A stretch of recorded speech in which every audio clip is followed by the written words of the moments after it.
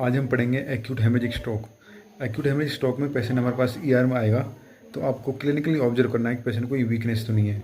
सभी आपको motor power check करना है, पेशेंट का जीसीएस चेक करना है।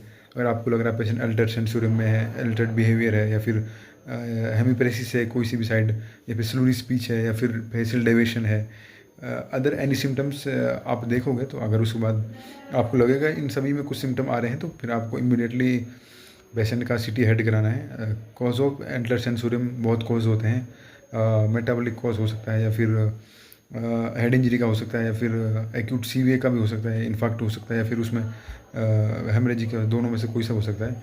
इसके अलावा आप उसको फिर सीटी हेड कराओगे। सीटी हेड में आप रूल आउट कर सकते हो कि पेशेंट को इंजरी कौन सा हुआ है।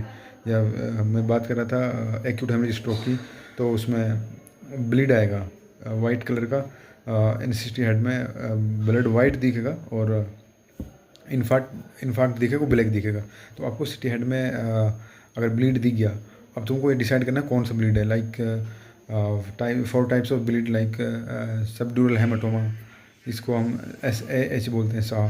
और एक दूसरा होता है EDH, एपिड्यूरल हेमाटोमा। एक होता है EDH, एपिड्यूरल हेमाटोमा। एक होता है subdural haematoma, EDH, SDH, SAH, सब एर्चिनोइड हेमरोज। एक होता है ICH, इंटरसेरेब्रल हेमरेज।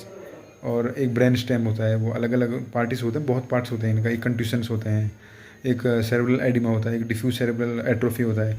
वो अलग अलग कंडीशंस होती है, लेकिन आपको हम ब्लीड पे काम, स्ट्रोक पे बात कर रहे हैं आज हम। तो आपको पहचाना है स्ट्रोक कौन सा है। तो स्ट्रोक में आपको पता है कि SDH में व्यू क्या होगा। SDH में पेशेंट का इंटरनल पार्ट को कंप्रेस करेगा, लेकिन वो आउटलेयर ऑफ इंसेफेलस होगा। तो उसमें लाइक एक एप्पल्स की तरह एक उसमें मैंगोज़ की शेप का बनता है। उसमें जो EDH होता है, EDH लाइक बनाना के टाइप का होता है, क्योंकि वो लेयर से जो ब्रेन का जो ये पार्ट होता है, इसको एक्सटर्नल पार्ट पे होता है वो, इंटरनली उसको उसमें इंटरनल नहीं होता ब्लड। तो उसमें हमको डेक्सा को अवॉइड करना चाहिए, लाइक एंटीक्लोजल या एंटी एपिलेप्टिक, और ये सब आपको चलाना है। अगर आपको ICS लग रहा है उसमें मैनिटोल को चलाना है, या फिर अदर बहुत मेडिसिन आती हैं। बाकी अभी हम बात करते हैं कि ट्रीटमेंट की बात नहीं कर रहे हैं, अभी डायग्नोस्टिक की बात कर रहे हैं। आपको फिर मिड लाइन शिफ्ट को देखना है, मिड लाइन शिफ्ट कितना है कितना नहीं है। आपको देखना है कि पेशेंट को हाइड्रोसेफेलस तो नहीं हुआ है।